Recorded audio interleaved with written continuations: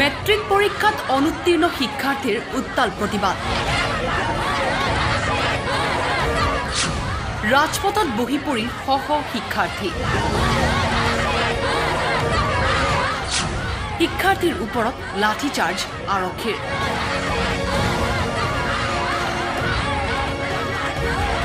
এই দৃশ্য হুজাইৰ লংকাৰ শংকৰদেৱ নগৰৰ।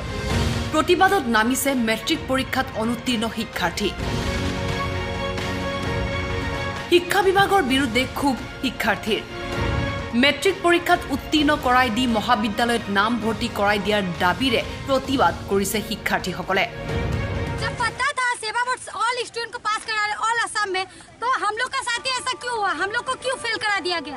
और यहाँ पे हम लोग प्रोटेस्ट करने आए तो 2-4 police, ladies police, gents police हम लोग को मारने लगे। या तो कि मेरे को भी मारा लेडीज पुलिस और मेरे फ्रेंड को भी मारा, वो जो कि वहाँ पे बैठी हुई है, और एक दोस्त को भी मारा जिसका हाथ फूल चुका है। जब बोला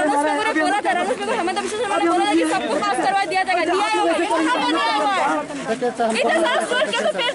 अभी बातचीत हुआ है, अभी बातचीत हुआ है।